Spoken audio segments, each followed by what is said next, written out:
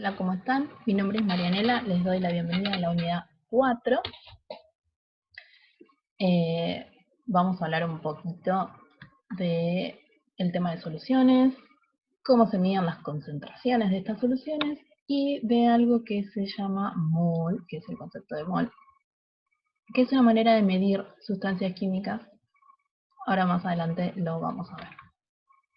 Bien, como ya me escucharon decir, medir y concentraciones, y vamos a hablar un poco de lo que son las unidades de medida. Existe algo que es el Sistema Internacional de Unidades.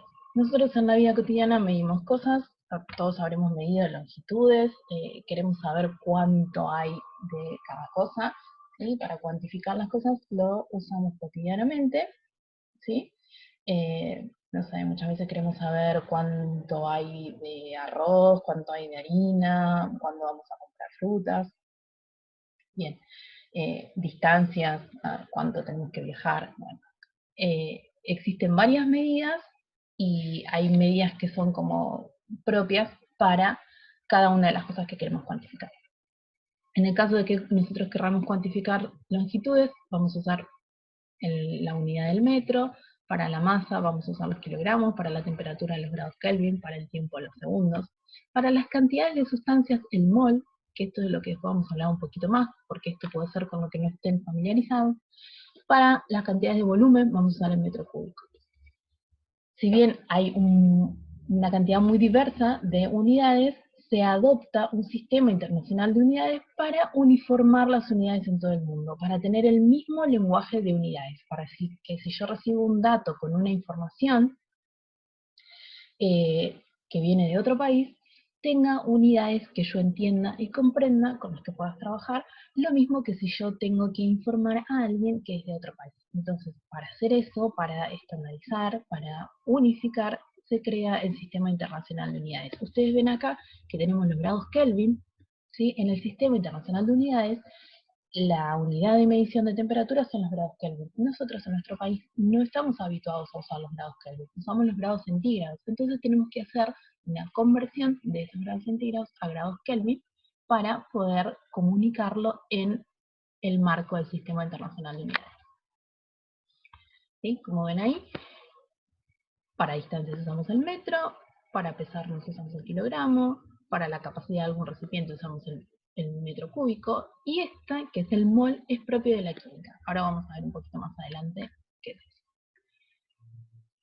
Esto que les dije era de unidades. Bien, nosotros a veces tenemos muchas unidades o tenemos una parte muy pequeña de las unidades. Entonces, cuando nosotros queremos expresar esas cantidades muy, muy grandes o cantidades muy, muy pequeñas, lo que hacemos es usar prefijos. Entonces, además de la unidad, le agregamos una partecita delante de la palabra para indicar si es esa unidad muchas veces o si es una parte muy pequeña de esa unidad. Si nosotros pensáramos en litros, ¿sí? El litro estaría acá, el litro sería la unidad, este es el equivalente decimal, ¿sí? Y así es como se escribiría, 1 por 10 a la 0. Si nosotros tuviéramos 100 litros, podríamos decir que tenemos un hectolitro. Si nosotros tuviéramos 0,01 litro, podríamos decir que tenemos un centilitro. Entonces, si nosotros tuviéramos, en vez de un litro, tuviéramos una parte muy pequeña como 0,001 litro, podríamos decir que tenemos un mililitro. Acá les puse un juego de palabras para que me pareció gracioso. Si nosotros tuviéramos muchos fonos, ¿sí? Muchos 10 a la 6 fonos, tendríamos un megáfono. Si tuviéramos muy poquitos fonos, tendríamos un micrófono. ¿Sí? Si tuviéramos, si nuestras unidades fueran mentales, si tuviéramos 10 a la menos 2 mentales, tendríamos un centimental, a modo de broma.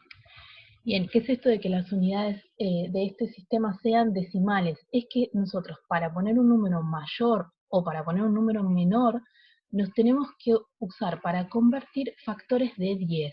Entonces, si nosotros tenemos una parte muy pequeña de la unidad, acá en esta escalerita está hecho con litros, como ejemplo, si nosotros en vez de tener un litro, tuviéramos una parte muy pequeña del litro, ¿sí?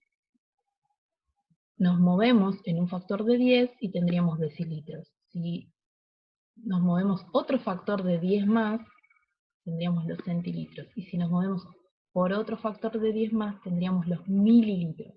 ¿Sí? Si nosotros queremos movernos desde el litro directamente a los mililitros, lo que hacemos es 10 por 10 por 10, ¿sí? O sea, 1000 veces. Eso quiere decir que es un sistema decimal. Lo otro que vamos a usar, ¿sí? Cuando queramos expresar estos números muy grandes, estos números muy pequeños, ¿sí? Podemos usar los prefijos o podemos quedarnos en las unidades y representarlas, en vez de escribir el número tan largo, en el caso que sea un número muy grande, podemos poner el número multiplicado por 10 elevado a una potencia, y en este caso, como es 5000, si nosotros ubicamos acá, queremos poner 5 por 1, 2, 3, y 5000 es igual a 5 por 10 elevado a la 3. Entonces podemos escribir el número grande, 5000 por ejemplo, 5000 metros, o podemos escribir 5 por 10 a la 3 metros. O podríamos, como vimos antes, decir que tenemos 5 kilómetros. Nos vamos al caso de que sea un número muy chiquito. Si nosotros queremos expresar 0,000005 y no queremos escribir este número tan largo, lo podemos escribir en notación científica, ¿sí? Ahora nos tenemos que correr hacia el otro lugar. En el número grande nos corríamos desde el entero, nos corríamos hacia la izquierda, ¿sí? 3 lugares, entonces elevábamos el 10 a la potencia 3. Ahora, como el número es muy chiquito, nos vamos a correr hacia la derecha, 1, 2, 3, 4, 5, 6 lugares, y lo vamos a escribir como 5 por 10 a la menos 6, ¿sí? Es un número muy chiquito. Entonces, si queremos escribir litros, podemos decir que tenemos 5 por 10 a la menos 6 litros, ¿sí? Que sería igual a 5 dividido 1.000.000. O podemos usar los prefijos y decir que tenemos 5 microlitros. ¿Sí? Tenemos esas opciones. En el caso de la medicina, lo que nos va a pasar es que a veces no va a ser tan frecuente encontrarnos con esa unidad que pertenece al sistema internacional. En el caso de la masa, si bien la unidad del sistema internacional es el kilogramo, en medicina muy pocas veces vamos a usar el kilogramo. Posiblemente cuando expresemos los pesos de las personas. Pero después cuando querramos expresar las masas o las masas o los pesos de sustancias, ¿sí? Vamos a usar más que nada cantidades de gramos o miligramos. ¿Cómo son las conversiones? ¿Cómo son los equivalentes? Es lo que nosotros tenemos que familiarizarnos, ¿sí? Un kilogramo es equivalente o es igual a 1000 gramos, ¿sí? Tenemos que hacer este factor de conversión de 10 en 10. Y un gramo es equivalente a 1000 miligramos.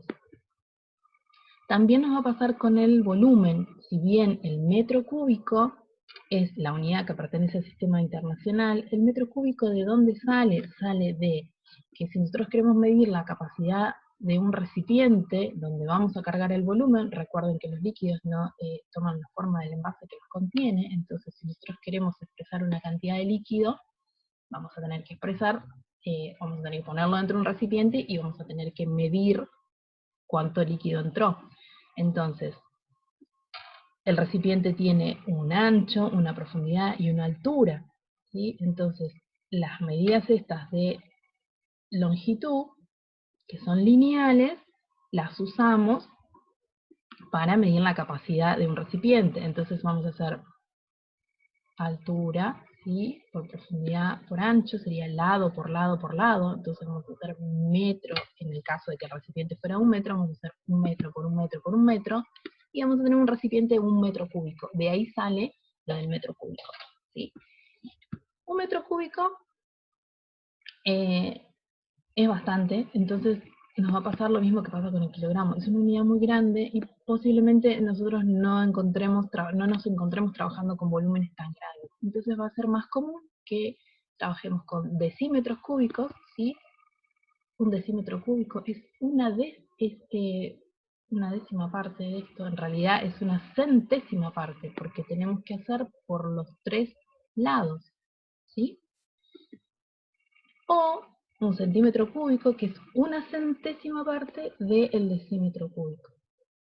Van a ver que también pueden encontrar decilitros, también pueden encontrar mililitros, es bastante común. En el caso de las jeringas, las mediciones, ¿sí? Cada una de las rayitas de la jeringa corresponde a mililitros, ¿sí? Entonces, acá les puse las equivalencias. Un litro es igual a 10 decilitros, es igual a 100 centilitros y es igual a 1000 mililitros, ¿sí? Si nosotros hacemos 10 centímetros por 10 centímetros por 10 centímetros, ¿sí? Hacemos 10 por 10 por 10, va a ser igual a 1000, y centímetro por centímetro por centímetro es igual a centímetros elevado al cubo, entonces 1000 centímetros cúbicos es igual a 1 litro. Un centímetro cúbico es igual a 1 mililitro. Un litro es igual a 1 decímetro cúbico, igual a 1000 centímetros cúbicos, igual a 1000 mililitros. Después hay toda una guía de ejercitación en la que nosotros vamos a ir practicando estas conversiones, vamos a tener que familiarizarnos porque es súper importante que nosotros podamos hacer estas conversiones y ir y venir en las distintas unidades porque lo vamos a usar muy probablemente en la vida cotidiana. Otra cosa que vamos a usar, posiblemente ustedes van a usar porque es propio de la medicina, son las unidades internacionales. Las unidades internacionales se definen como una unidad internacional en la cantidad de una sustancia que tiene cierto efecto biológico. Muchas veces los medicamentos vienen indicados, ¿sí? Se fueron medidos en unidades internacionales. Acá tenemos un ejemplo de la penicilina, que es un antibiótico. Nosotros podemos tener un envase de penicilina que contenga 1.600.000 unidades internacionales. Eso sería el equivalente a 1 gramo de masa. Si nosotros tenemos un envase en el cual la penicilina está en 400.000 unidades internacionales, ¿sí? Sería el equivalente a 250 miligramos de masa. También pasa lo mismo para medir los líquidos. Hay cosas que van a ser propias de la medicina, como las gotas. Cuando se pasa el suero a una persona, ¿sí? Se pasa por un sistema de goteo. Entonces, hay toda una equivalencia con las gotas, ¿sí? Va a depender el tamaño de la gota, va a depender del tamaño del agujero de salida del gotero, pero en general podemos hacer esta aproximación en la cual decimos que 20 gotas van a ser aproximadamente un volumen de 1 mililitro y que en una gota caben aproximadamente 3 microgotas, ¿sí? Entonces, después, cuando tengan que aplicar sueros, van a ver que es una medida compuesta que tiene la cantidad de volumen que hay que pasar y también tiene el tiempo en el que hay que pasarlo, ¿sí?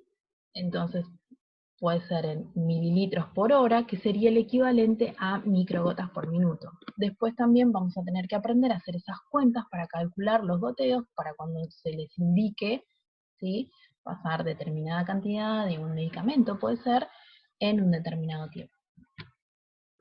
Bien, ahora vamos a hablar un poco, ya dejando el tema de las unidades, vamos a hablar un poco de las soluciones en sí. Ya habían visto ustedes cuando vimos la clasificación de materia que había sustancias puras y que había mezclas, y que dentro de las mezclas teníamos dos tipos de mezclas. Unas mezclas en las cuales los componentes se podían diferenciar a simple vista, que eran las mezclas heterogéneas, y teníamos unas mezclas en las cuales las veíamos de manera uniforme en toda su composición, y esas eran las soluciones. Esto es de lo que vamos a hablar un poco ahora, de las soluciones, que son estas mezclas homogéneas. Las soluciones entonces son sistemas homogéneos que tienen dos o más sustancias puras, Como todas las mezclas se pueden separar por procesos físicos. Estos procesos físicos requieren el cambio de estado de algunos de los componentes. Estos componentes van a recibir nombres. El componente que se encuentre en mayor proporción va a recibir el nombre de solvente, y el componente que se encuentre en menor proporción va a recibir el nombre de soluto.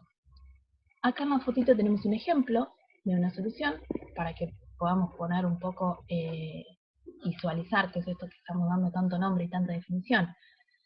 Si nosotros tuviéramos un vaso de agua y le agregáramos una cucharadita de sal, recordemos que la sal de mesa es el cloruro de sodio, ¿sí? Si nosotros a un vasito de agua le agregamos una cucharada de cloruro de sodio, lo revolvemos, ¿sí? Lo mezclamos y tenemos una mezcla homogénea, la cual va a ser uniforme y nosotros vamos a ver el mismo aspecto que veíamos cuando teníamos el vaso de agua solo, porque la sal, el cloruro de sodio, se disolvió en el agua.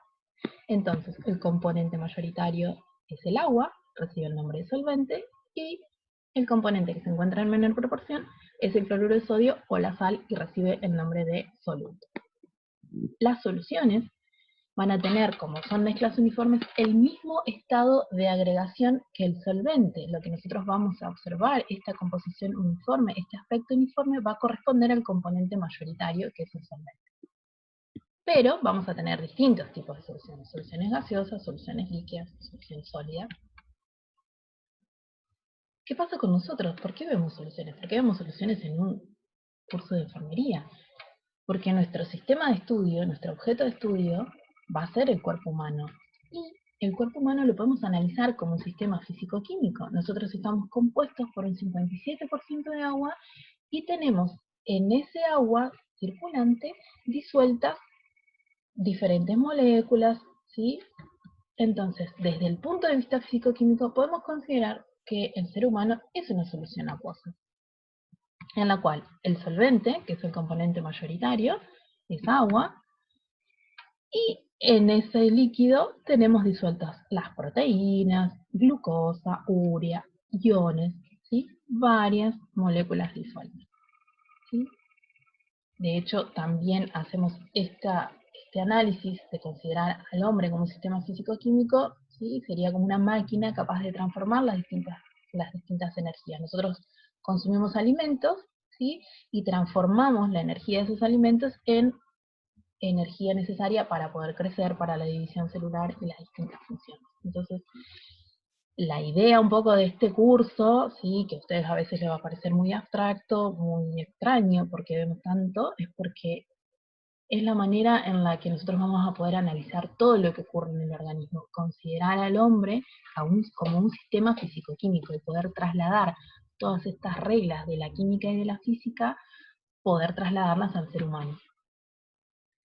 Bien, como les había dicho, las soluciones podían ser sólidas, líquidas o gaseosas, ¿sí? En este cuadrito tenemos varios ejemplos. Lo que tenemos acá es el componente mayoritario, que es lo que le va a dar el aspecto a la solución, ¿sí? Puede ser sólido, puede ser líquido, puede ser gaseoso, y los solutos, ¿sí? Podemos tener uno o varios solutos disueltos en el solvente, pueden ser también de distintos tipos, pueden ser sólidos, líquidos, gaseosos, cualquiera de estos tres disueltos en un sólido, y el aspecto va a ser sólido, sólido, líquido, gaseoso disueltos en un líquido, ¿sí? O sólido, líquido, gaseoso disueltos en un gas. Acá tenemos el ejemplo del agua salada, que es el que habíamos visto en la figurita de la imagen, ¿sí? Sería solvente líquido, soluto sólido, que es el cloruro de sodio, y tenemos el agua salada. Wow. Acá les remarqué el ejemplo de una solución de gas en gas. Por ejemplo, el aire atmosférico. El aire atmosférico, el aire que nosotros respiramos, tiene un 78% de nitrógeno y tiene componentes como el oxígeno, dióxido de carbono y otros gases, argón, disueltos en ese nitrógeno. Entonces, en el caso del aire atmosférico diríamos que es una solución, o sea, una mezcla homogénea de gases, varios gases en gas, donde el solvente es el nitrógeno y el resto de los gases son los solutos. Bueno, ahora vamos a pasar hablar de las concentraciones de las soluciones, ¿sí? Cuando nosotros queremos expresar la cantidad de este componente, en el caso de que tengamos un soluto, o las cantidades de los distintos solutos que tengamos disueltos, vamos a expresarlo como la concentración de la solución, ¿sí? Vamos a decir que es la cantidad de soluto que se encuentra contenida en una determinada cantidad de solución. Las concentraciones son propiedades intensivas, con lo cual, ¿qué quiere decir esto? Si recordamos un poco, no va a depender de la cantidad de solución en sí que se considere. Si yo tengo una solución en una determinada concentración, ¿sí? No va a importar si tengo un vaso pequeño, o una jeringa de 5 mililitros, o un volumen en un sachet de 1 litro, ¿sí? Pero la concentración de soluto va a ser siempre la misma, independientemente de la cantidad de volumen de solución que yo considere. Las concentraciones se pueden expresar en una cantidad muy grande de unidades, ¿sí? Vieron que hay una variedad muy grande de unidades, pero bueno, pues se pueden expresar en unidades físicas y en unidades químicas. Lo importante es que cuando nosotros querramos expresar un valor de medición de concentración, tiene que tener tres partes. Tiene que tener una parte que corresponde a la identificación de la sustancia que nosotros estamos midiendo. Una parte que corresponde al número, ¿sí?, que medimos, la cantidad de sustancia que medimos. Y una parte que corresponde a la unidad. Todos los componentes tienen que estar de manera correcta para poder indicar de manera correcta un dato de concentración. Así como hay muchas unidades de concentración, nosotros no vamos a verlas a todas en el curso porque el curso es corto y porque además posiblemente ustedes con varias nunca se crucen. Entonces, las que vamos a ver son las que creemos que ustedes se van a poder encontrar en su vida cotidiana. Esas concentraciones que van a ver, que vamos a ver en este curso, son 4. Porcentaje de peso en peso, que se simboliza así, con porcentaje y una P sobre una P, y también lo pueden encontrar como porcentaje de masa en masa, ¿sí? En vez de P, unas M que sean masa. Cuando nosotros expresamos concentraciones en porcentaje de peso en peso, lo que estamos expresando es la cantidad de masa en gramos de soluto que hay disueltos en 100 gramos de solución. También lo podemos expresar como peso en volumen o masa en volumen, ¿sí? Así que acá pueden encontrarse una M o una P. Es lo mismo, ¿sí? Cuando nosotros tengamos una concentración expresada de esta manera, lo que va a estar indicando es cuántos gramos de soluto hay en 100 mililitros de solución. También se puede expresar como un porcentaje de volumen en volumen. Esto cuando tengamos una solución en la que los componentes, el soluto y el o los solventes sean todos líquidos, ¿sí? Cuando tengamos una solución así, podemos expresarlo como porcentaje de volumen en volumen, y esto va a indicar el volumen de soluto que hay disueltos en 100 mililitros de solución. Y otra manera que van a encontrarse, posiblemente, es la concentración molar o molaridad, que lo que hace es expresar el número de moles de soluto, ¿sí? La cantidad de soluto la vamos a estar expresando en moles. Ahora vamos a hablar un poco de qué son estos moles. Esta manera de expresar la concentración entonces va a indicar cuántos moles de soluto hay en un litro de solución. Una solución que tenga un mol de soluto cada un litro de solución va a ser una solución 1 molar y se escribe como 1 y una M grande. Bien, ¿qué es este concepto de mol? Ahora vamos a hablar un poco de este concepto de mol. Un mol lo vamos a pensar como un número n, ¿sí? Un número con lo cual nos va a indicar una cantidad. La definición es que un mol es la cantidad de sustancia que contiene el número de Avogadro de unidades elementales. El número de Avogadro es un número, ¿sí? ¿Qué número? Este número. 6.022 por 10 a la 23. De unidades elementales, que estas unidades elementales pueden ser átomos, moléculas, digamos. Este número sale, ¿sí?, de que se necesita, los átomos son muy pequeños, ¿sí? Entonces se necesitaba una cantidad de átomos para poder expresar las cantidades de sustancias en gramos. Entonces, lo que se hizo fue pesar muchos átomos de carbono 12, ¿sí? ¿Cuántos? Muchos. Este muchos es un número que es el número de Avogadro. Se colocaron el número de Avogadro de átomos de carbono y se pesaron. Tuvieron un peso de 12 gramos. Nosotros habíamos visto la masa atómica o el peso atómico, que es lo que pesa un átomo de carbono. Esto está en cada elemento químico tiene su masa atómica y su peso atómico, que está expresado en la tabla periódica y lo vamos a encontrar ahí arriba. Este número 12 corresponde a la masa atómica o peso atómico de un átomo de carbono.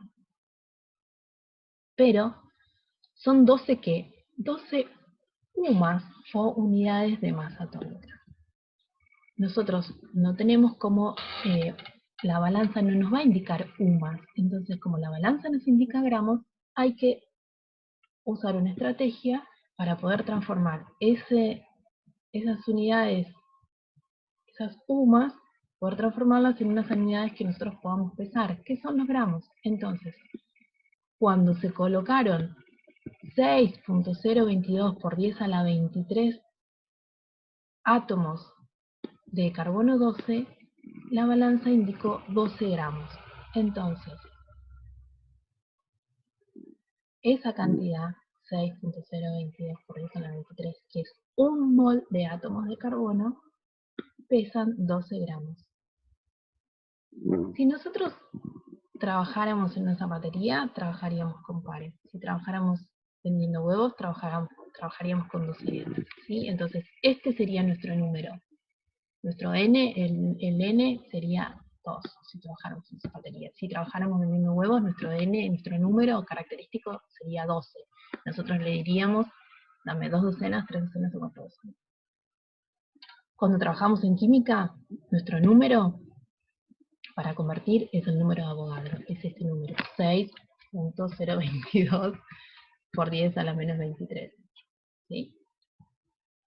Entonces, lo que nosotros tenemos que tener en claro es la relación que existe entre los moles y los gramos de una sustancia. Entonces, la masa de un mol de átomos es ni más ni menos que la masa atómica, ¿sí? Esto, el peso atómico o la masa atómica, expresado en gramos.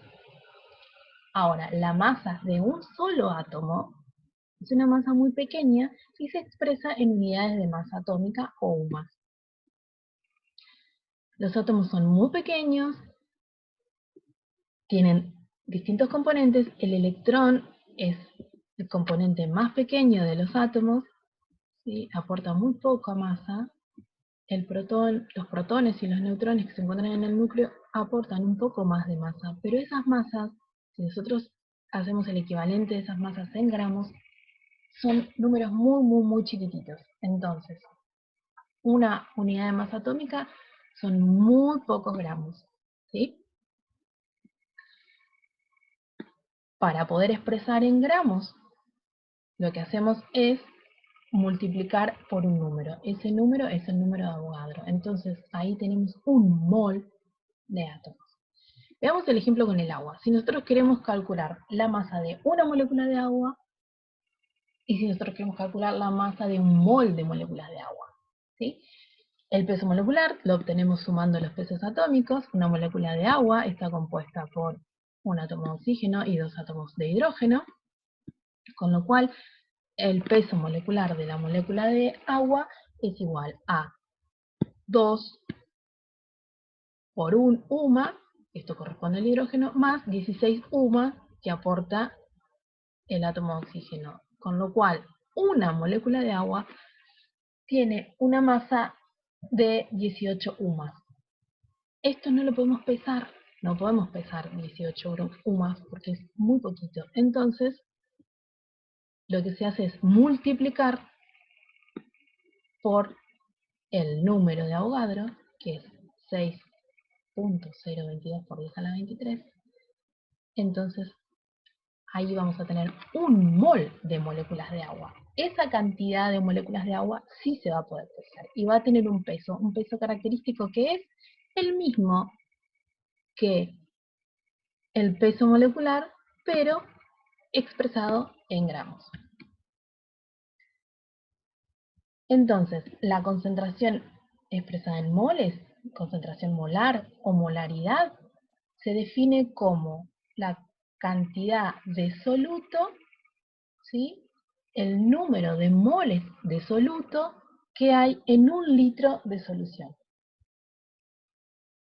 Son soluciones en las que hay un solvente que está disuelto, un soluto que está disuelto en un solvente, y la única diferencia es que hay que hacer un cálculo, ¿sí? Para poder saber cuánta masa hay de ese soluto. Es muy poco frecuente en medicina, así como habíamos visto que muy pocas veces vamos a usar el kilo, muy pocas veces vamos a usar el litro.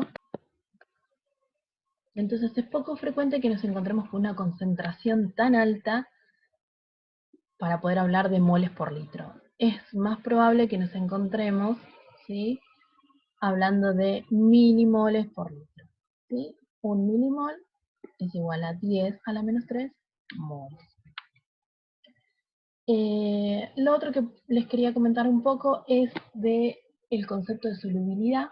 ¿Sí? Nosotros decimos que la solubilidad de una sustancia en un determinado solvente a una determinada temperatura es la cantidad máxima de soluto que podemos disolver en una cantidad de solvente.